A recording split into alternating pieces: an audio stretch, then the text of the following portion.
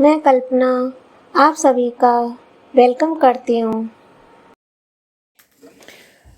पूर्णमासी व्रत कथा। द्वापर युग में एक समय की बात है। यशोदा जी ने कृष्ण से कहा, हे कृष्ण, तुम सारे संसार के उत्पन्न करता, पोषक तथा उसके संहारक करता है। आज कोई ऐसा व्रत मुझसे कहो जिसके करने से मृत्युलोक में स्त्रियों को विधवा होने का भय न रहे तथा यह व्रत सभी मनुष्यों की मनोकामनाएं पूर्ण करने वाला हो। श्री कृष्ण कहने लगे, हे माता, तुमने अति सुंदर प्रश्न किया है। मैं तुमसे ऐसी ही व्रत को विस्तार से कहता हूँ। सौभाग्य की प्राप्ति के लिए स्त्रियों को 32 पूर्णमासियों का व्रत करना चाहिए।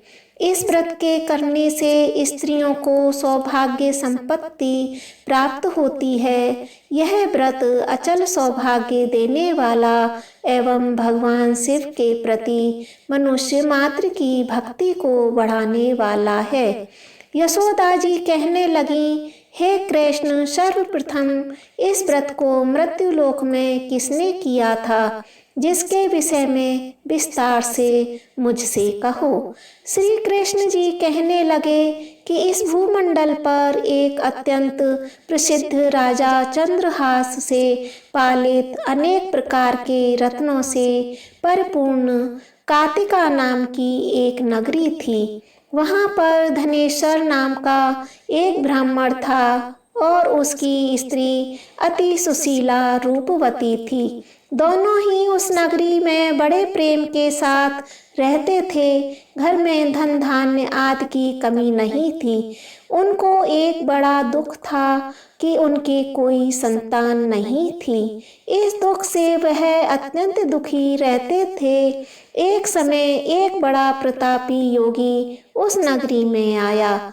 वह योगी उस ब्राह्मण के घर को छोड़कर अन्य सब घरों से भिक्षा लाकर भोजन किया करता।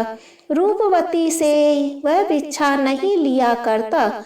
उस योगी ने एक दिन रूपवती से भिक्षा न लेकर किसी अन्य घर से भिक्षा लेकर गंगा किनारे जाकर भिक्षान को प्रेम पूर्वक खा रहा था कि धनेश्वर ने योगी का यह सब कार्य किसी प्रकार से देख लिया।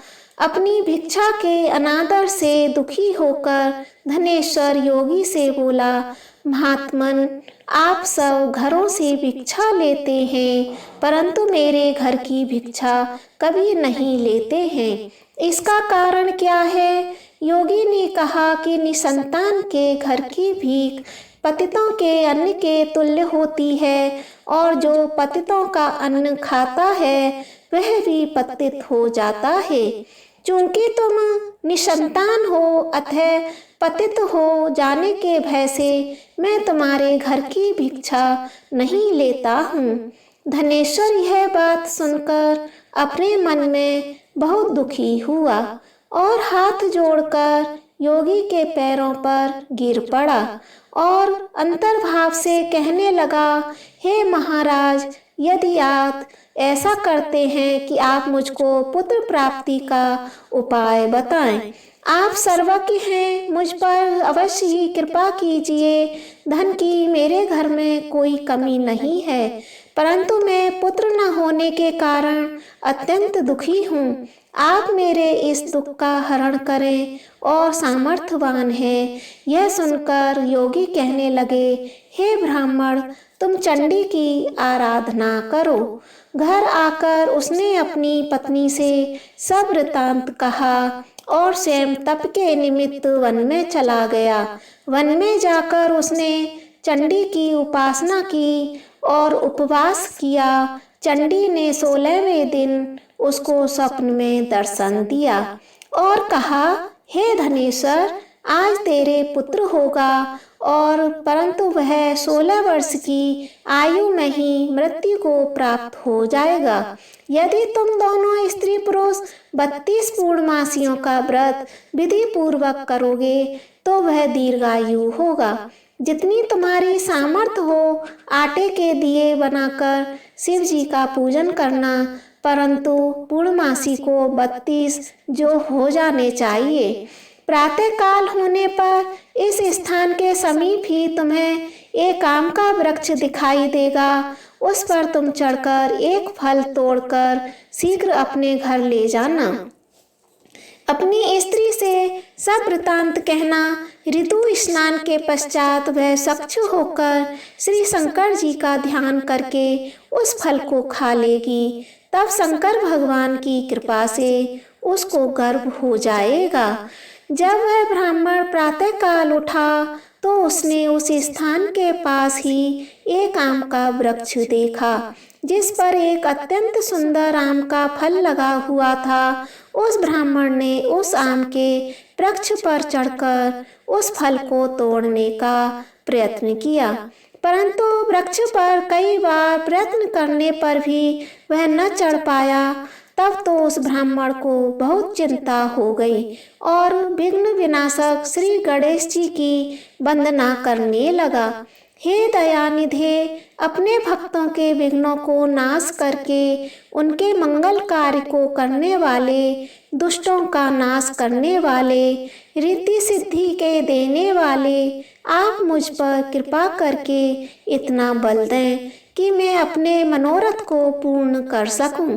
इस प्रकार गणेश जी की स्तुति करने पर उनकी कृपा से धनेश्वर वृक्ष पर चढ़ गया और उसने एक सुंदर आम का फल देखा।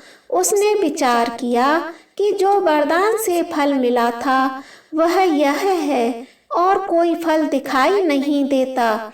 उस धनेश्वर ब्राह्मण ने जल्दी से उस फल को तोड़कर अपनी स्त्री को लाकर दिया और उसकी स्त्री ने अपने पति के कहे अनुसार उस फल को खा लिया और वह गर्भवती हो गई।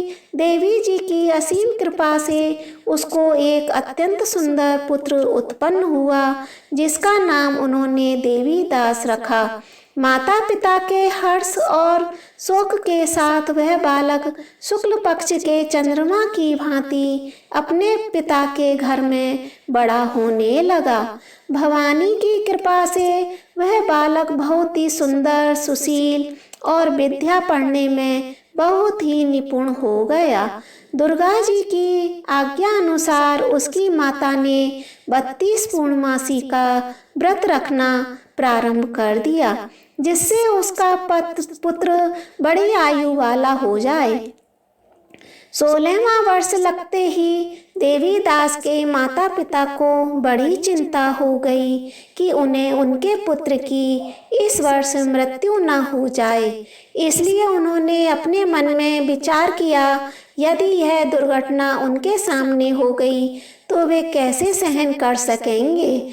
उन्होंने देवी दास के मामा को बुलाया और कहा कि हमारी इच्छा है कि देवी दास 1 वर्ष तक काशी में जाकर विद्या अध्ययन करे। उसको अकेला भी न छोड़ना चाहिए, इसलिए साथ में तुम चले जाओ और 1 वर्ष के पश्चात इसको वापस लौटा लाना।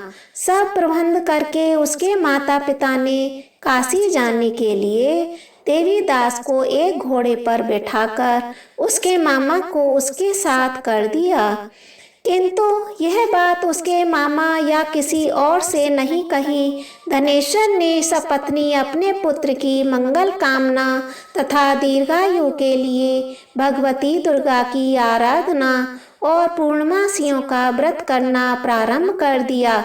इस प्रकार बराबर 32 पूर्णमासी का व्रत पूरा किया। कुछ समय पश्चात एक दिन वह दोनों मामा और भांजा मार्ग में रात्रि बिताने के लिए किसी ग्राम में ठहरे हुए थे। उस दिन उस गांव में एक ब्राह्मण की अत्यंत सुंदरी, सुशीला, विदुषी और गुणवती कन्या का विवाह होने वाला था। जिस धर्मशाला के अंदर वर और उसकी बारात ठहरी थी, उसी धर्मशाला में देवी दास और उसके मामा भी ठहरे थे। संयोगवश कन्या को तेल आदि चढ़ाकर मंडप आदि का कृत्य किया गया तो लग्न के समय वर को धनवार्थ हो गया। अस्तु वर के पिता ने अपने कुटुंबियों से परामर्श करके निश्चय किया कि यह देवीदास मेरे पुत्र जैसा ही सुंदर है, मैं इसके साथ ही लग्न करा दूं और बाद में विवाह के अन्य कार्य मेरे लड़के के साथ हो जाएंगे। ऐसा सोचकर देवीदास के मामा से जाकर बोला कि तुम थोड़ी देर के लिए अपने भांजे को हमें दे दो, जिससे विवाह के लग्न का सब कृत्य सुचारू रूप से हो सके। तब उसके मामा कहने लगे कि जो कुछ भी मधुपर्क आदि कन्यादान के समय वर को मिले वह सब हमें दे दीजिए, तो मेरा भांजा इस बारात का दूल्हा बन जाएगा। यह बात वर के पिता ने स्वीकार कर लेने पर उसने अपना भांजा वर बनने को भेज दिया और उसके साथ सब विवाह कार्य रात्रि में विधि पूर्वक संपन्न हो गया। पत्नी के साथ वह भोजन न कर सका और अपने मन में सोचने लगा कि ना जाने यह किसी स्त्री की होगी। वह एकांत में इसी सोच में गर्म निश्वास छोड़ने लगा और उसकी आंखों में आंसू भी आ गए।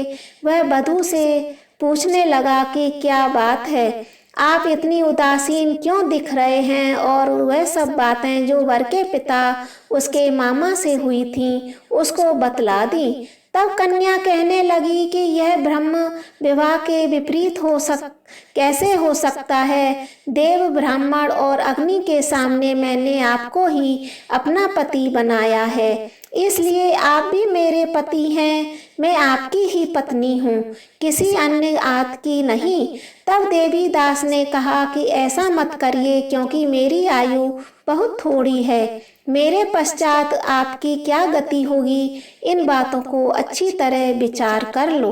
परंतु वह दृढ़ निश्चय वाली थी, बोली कि जो भी गति होगी वो मेरी होगी। हे स्वामी, आप उठिए और भोजन करिए, आप निश्चय ही भूखे होंगे। इसके बाद देवीदास और उसकी पत्नी दोनों ने भोजन किया तथा शेष रात्रि वे सोते रहे। प्रातःकाल देवीदास ने अपनी पत्नी को 3 नगों से जड़ी एक अंगूठी दी, एक रूमाल दिया और बोला, हे प्रिय, इसे लो और संकेत समझकर स्थिति चित्त हो जाओ। मेरा मरण और जीवन जानने के लिए एक पुष्प वाटिका बना लो, उसमें सुगंधी वाली एक नव मल्लिका लगा लो, उसको प्रतिदिन जल से सींचा करो और आनंद के साथ खेलो कूदो और उत्सव मनाओ। जिस समय और जिस दिन मेरा प्राणांत होगा ये फूल सूख जाएंगे और जब ये फिर हरे हो जाएंगे तो जान लेना कि मैं जीवित हूँ। यह बात निश्चित करके समझ लेना, इसमें कोई संशय नहीं है। यह समझाकर वह चला गया। प्रातःकाल होते ही वहां पर गाजे बाजे बजने लगे और जिस समय विवाह के कार्य समाप्त करने के लिए वर तथा सब बाराती मंडप में आए तो कन्या ने वर को भली प्रकार से देखकर अपने पिता से कहा कि यह मेरा पति नहीं है, मेरा पति वही है जिसके साथ रात्रि में मेरा पाणी ग्रहण हुआ था, इसके साथ मेरा विवाह नहीं हुआ है। यदि यह वही है तो बताइए कि मैंने इसको क्या दिया। मधुपर्क और कन्यादान के समय जो मैंने आभूषण दिए थे उन्हें दिखाएं तथा रात में मैंने क्या गुप्त बातें की थीं वह सब सुनाएं। पिता ने उसके कथा अनुसार वर को बुलवाया। कन्या की यह बातें सुनकर वह कहने लगा, मैं कुछ नहीं जानता। इसके पश्चात लज्जित होकर वह अपना सा मुंह लेकर चला गया और सारी बारात भी अपमानित होकर लौट गई। भगवान श्री कृष्ण बोले, हे माता, इस प्रकार देवीदास काशी विद्या अध्ययन के लिए चला गया। जब कुछ समय बीत गया तो काल से प्रेरित होकर एक सर्प रात्रि के समय उसको डसने के लिए वहां पर आया। उस विषधर के प्रभाव से उसके शयन का स्थान चारों ओर से विष की ज्वाला से विषैला हो गया। परंतु व्रत राज के प्रभाव से उसको काटने न पाया, क्योंकि पहले से ही उसकी माता ने 32 पूर्णिमा का व्रत कर रखा था। इसके बाद मध्याह्न के समय स्वयं काल वहां पर आया और उसके शरीर से उसके प्राणों को निकालने का प्रयत्न करने लगा, जिससे वह मूर्छित होकर पृथ्वी पर गिर पड़ा। भगवान की कृपा से उसी समय पार्वती जी के साथ श्री शंकर जी वहां पर आ गए। उसको मूर्छा देखकर पार्वती ने भगवान शंकर से प्रार्थना की कि हे महाराज, इस बालक की माता ने पहले 32 पूर्णिमा का व्रत किया था, जिसके प्रभाव से हे भगवान आप इसके प्राण दान दे दें। भवानी के कहने पर भक्त वत्सल भगवान श्री शिव ने उनको प्राण दान दे दिया। इस व्रत के प्रभाव से काल को भी पीछे हटना पड़ा और देवी दास स्वस्थ होकर बैठ गया। उधर उसकी स्त्री उसके काल की प्रतीक्षा किया करती थी। जब उसने देखा कि उस पुष्प वाटिका में पत्र पुष्प कुछ भी नहीं रहे, तो उसको अत्यंत आश्चर्य हुआ और जब वह वैसे ही हरी भरी हो गई तो वह जान गई कि वह जीवित हो गए हैं। यह देखकर वह बहुत प्रसन्न मन से अपने पिता से कहने लगी, पिताजी, मेरे पति जीवित हैं, आप उनको ढूंढिए। जब 16वां वर्ष व्यतीत हो गया तो देवी दास भी अपने मामा के साथ काशी से चल दिया। इधर उसे ससुर उसको ढूंढने के लिए अपने घर से जाने के लिए ही थे कि वह दोनों मामा भांजा वहां पर आ गए। उसको आया देखकर उसका ससुर बड़ी प्रसन्नता के साथ अपने घर में ले आया। उस समय नगर के निवासी भी वहां इकट्ठे हो गए और सबने निश्चय किया कि अवश्य ही इसी बालक के साथ इस कन्या का विवाह हुआ था। उस बालक को जब कन्या ने देखा तो पहचान लिया और कहा कि ये वही है जो संकेत करके गया था। उसके बाद सभी कहने लगे, भला हुआ जो यह आ गया, और सब नगर निवासियों को आनंद मनाया। कुछ दिन बाद देवी दास अपनी पत्नी और मामा के साथ अपने ससुर के घर से बहुत सा उपहार आदि लेकर अपने घर के लिए प्रस्थान किया।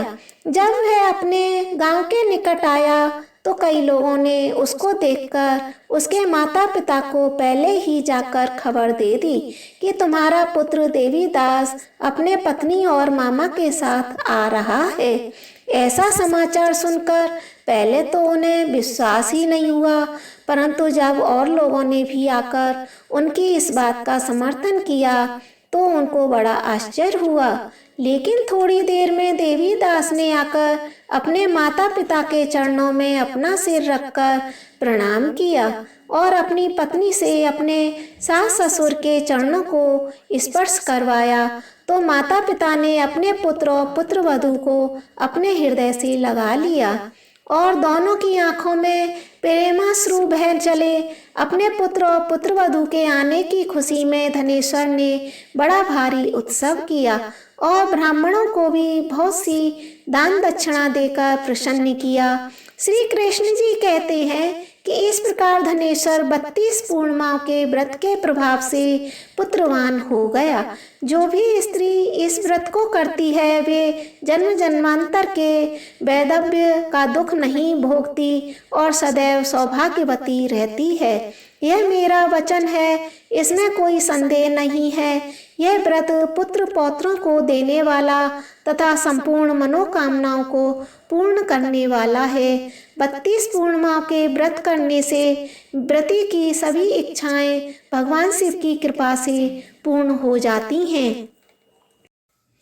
पूजन सामग्री: दूध, दही, शक्कर, गंगाजल, रोली, मोली, तांबूल, मूंगी फूल, धूप, फूल, सफ़ेद कनेर, यज्ञोपवीत, श्वेत वस्त्र, लाल वस्त्र, आक, बिल्लव पत्र, फूल माला, धतूरा, बांस की टोकरी, आम के पत्ते, चावल, तिल, जौ, नारियल वाला, पानी वाला दीपक, ऋतुफल, अक्षत, नैवेद्य, कलश, पचरंग, चंदन, आटा, रेत, समिधा, कुछ आचार के लिए वस्त्र, शिव पार्वती की स्वर्ण की मूर्ति अथवा प्रतिमा या पार्थिव प्रतिमा, दूब, आसन आदि।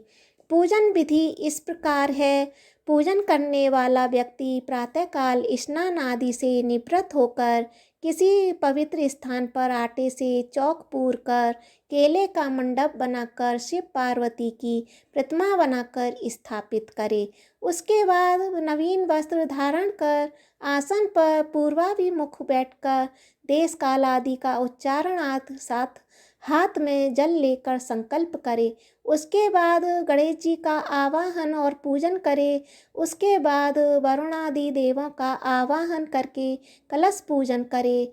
चंदन आदि समर्पित करे, कलश मुद्रा दिखाए, घंटा बजाए, गंध अक्षत द्वारा घंटा आदि दीपक को नमस्कार करे। इसके बाद ओम अपवित्र पवित्रो वा सर्वणा सस्था गतो अपि वा या स्मरेत पुंडरीकाक्षम सभायांतर शुचि, इस मंत्र के द्वारा पूजन सामग्री और अपने ऊपर जल छिड़के। इंद्र आदि अष्टलोकपालों का आवाहन और पूजन करे और शिव जी को स्नान कराए। मंदार माला कुलिजालिकाई, कृपाल माला किंत शेखराय, दिव्यांबराया च सरस्वती रेवाप योश्चर्णे नर्मदा जले, स्नापितापि मया दे तेन शांति पुरुष्व में। इस तरह से इस मंत्र का पार्वती का स्नान कराए। नमो देवै महादेवै सततम नमः, नमः प्रकृतै भद्राय नियता प्रणता स्मताम। इसके बाद पंचोपचार का पूजन करे और चंदन अक्षत पुष्प दीप दिखाए, फिर नैवेद्य चढ़ाकर आचमन कराए। इसके बाद हाथों के लिए उपटन समर्पण करे, फिर सुपारी अर्पण करे, दक्षिणा भेंट दें और नमस्कार करें। इसके बाद उत्तर की ओर निर्मल्या का विसर्जन करके महाअभिषेक करें और अनंतर सुंदर वस्त्र समर्पण करें। यज्ञोपवीत धारण कराएं, चंदन अक्षत और सप्तधान आदि समर्पित करें। फिर हल्दी कुमकुम मंगलिक सिंदूर और आदि अर्पण करें। ताड़पत्र यानी भोजपत्र, कंठ की माला आदि समर्पण करें। सुगंधित पुष्प चढ़ाएं और धूप दें। दीप दिखाकर नैवेद्य समर्पित करें। फिर हाथ मुख धुलाने के लिए जल छोड़ें। चंदन अर्पित करें। नारियल तथा ऋतु फल चढ़ाएं। तांबूल सुपारी दक्षिणा द्रव्य चढ़ाएं। कपूर की आरती करें और पुष्पांजलि दें। इस प्रकार से पूजन करके कथा श्रवण करें। इस कथा के बाद गणेश जी की कथा अवश्य सुनें।